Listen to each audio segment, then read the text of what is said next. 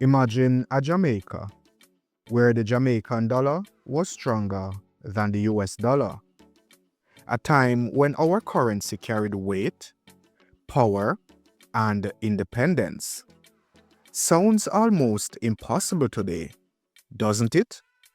Yet, in the 1970s, this was reality. So, how did we go from strength to dependence? How did the US dollar take over our economy? Was it simply poor management, global recessions, or a deliberate orchestration by powers far beyond our shores? In this video, we will expose the hidden forces that slowly, quietly, and systematically eroded the Jamaican dollar. A story of influence, manipulation, and control that most Jamaicans will never hear in the mainstream media. Now, to understand the fall of the Jamaican dollar, we must first examine its birth. Prior to independence in 1962, Jamaica used the British West Indies dollar, a currency tied to the pound sterling and designed to maintain colonial control over the island's economy. However, independence demanded a new symbol of sovereignty. So in 1969, the Jamaican dollar was introduced at a rate of $2 per 1 British pound, later pegged to the British pound and eventually the US dollar. By 1971, 98 cents Jamaican could buy 1 US dollar, giving the Jamaican dollar a slight edge over the US currency. In those early years, the currency was more than money. It was a statement of pride and independence. But even then, structural vulnerabilities existed. Jamaica relied heavily on imports. Fuel, machinery, manufactured goods, and foreign loans to finance development projects. Every imported shipment required US dollars, quietly tying the island to global economic currents.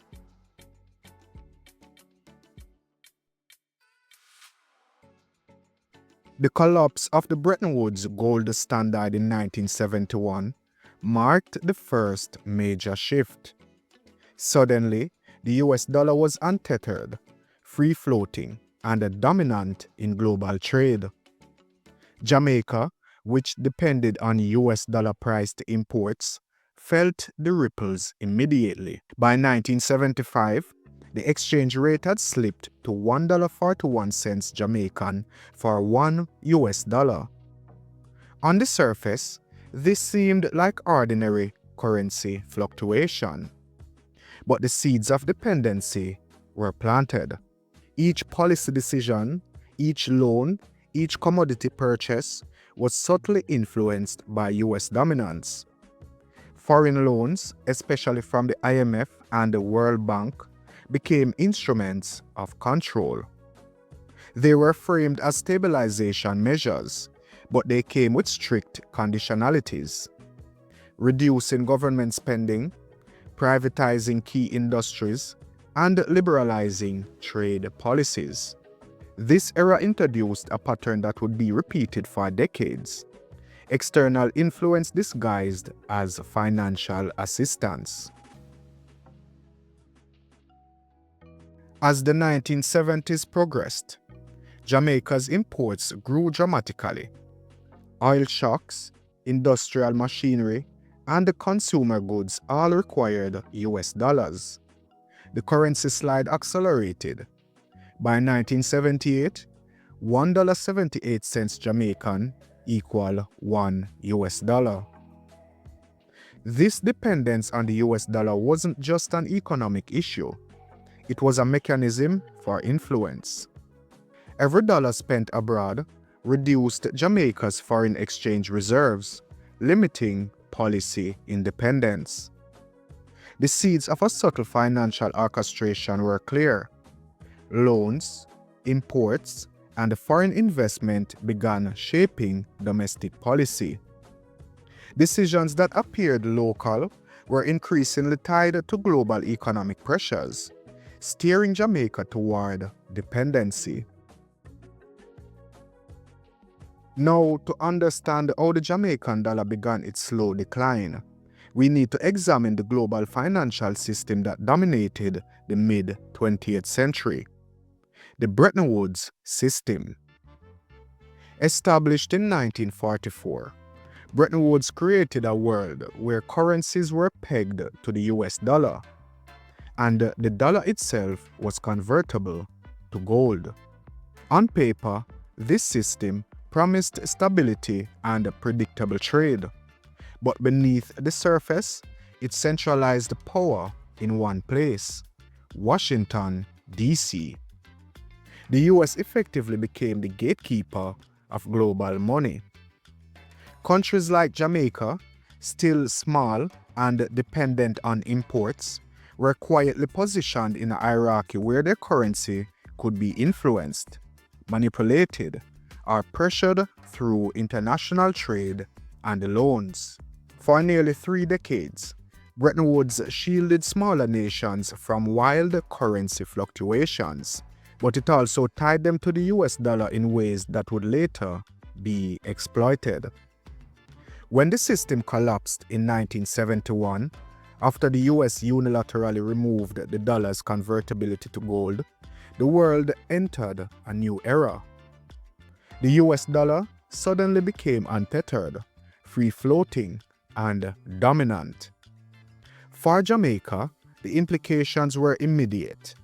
The country was now fully exposed to the whims of the US economy. Every Federal Reserve decision, every interest rate hike, every economic shock in America would directly ripple through our markets. But here's the subtle part that few notice. The collapse of Bretton Woods did more than expose Jamaica to global volatility. It created a system where external actors could quietly shape the island's economic fate. Loans, trade agreements, and foreign investment now came with invisible strings. The Jamaican dollar, once a symbol of sovereignty, became vulnerable to forces far beyond Kingston, Washington, or even London. Some would call it coincidence, others strategy. The pattern is clear. When small nations' currencies are tied to global powers' financial system, independence is never guaranteed.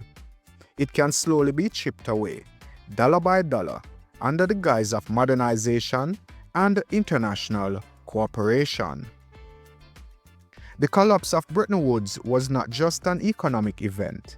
It was the opening act in a decades-long play of financial influence and control.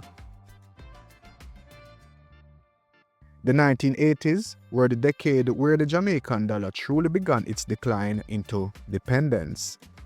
Remember, in 1980, the exchange rate was $1.78 Jamaican per US dollar. But by 1985, it had slipped to 5 Jamaican dollar per 1 US dollar.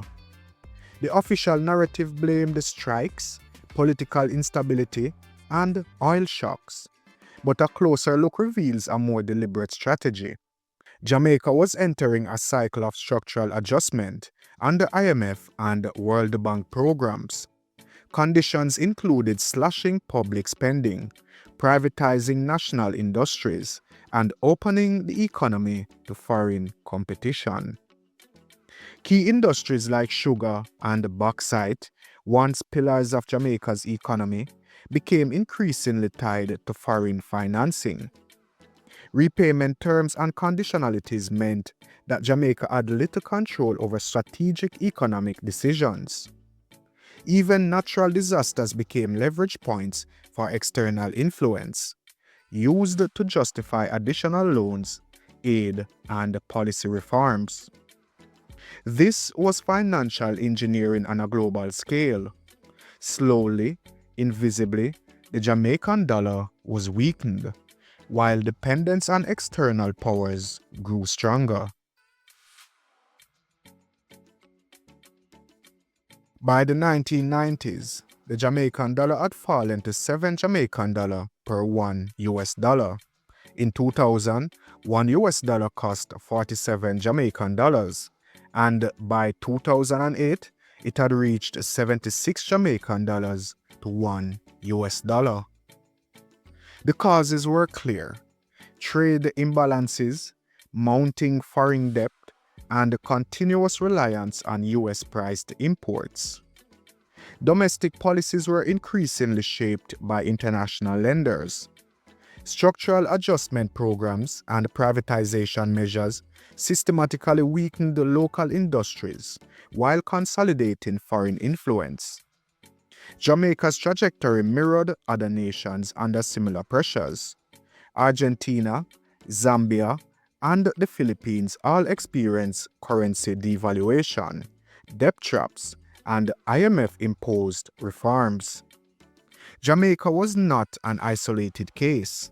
It was part of a global system where small nations were quietly steered toward economic dependence.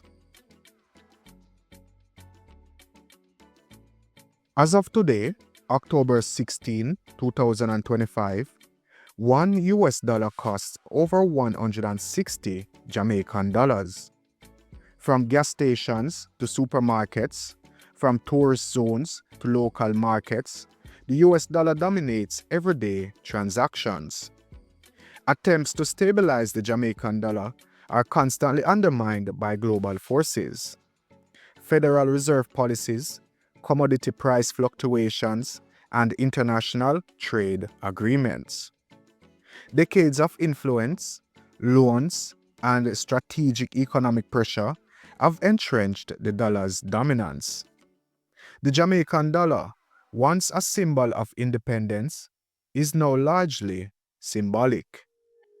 Real monetary control lies beyond Kingston, in Washington, and international financial institutions that dictate terms quietly, invisibly, yet powerfully. Jamaica's story is part of a larger global script. Small nations with limited economic leverage are systematically weakened through debt, currency dependence, and foreign financial influence. Across the Caribbean, Latin America, Africa, and Asia, the same pattern repeats. Currency devaluation, privatization, structural adjustments, and foreign loans subtly consolidate global power. The decline of the Jamaican dollar is not accidental. It is a textbook example of how money can be weaponized to enforce dominance without overt military intervention. The fall of the Jamaican dollar teaches a stark lesson. Economic sovereignty is fragile. Debt can be weaponized. Currency dependence can silently erode national control. Every loan, trade imbalance, and policy shift contributed to the weakening of the Jamaican dollar. This story is more than numbers. It is decades of deliberate influence, strategic manipulation, and subtle global orchestration. For Jamaicans, understanding this is the first step toward reclaiming financial independence. Knowledge is power, and awareness of these patterns is essential to break the cycle. So the next time you pay for a coffee in US dollars, remember, this is not merely convenience. It is decades of influence, pressure, and subtle control condensed into every note and coin. The Jamaican dollar story is a warning, a reminder that true independence is not only political, but financial. And the question remains, can Jamaica ever reclaim true control over its currency? Or will the US dollar continue to rule quietly, invisibly, yet powerfully?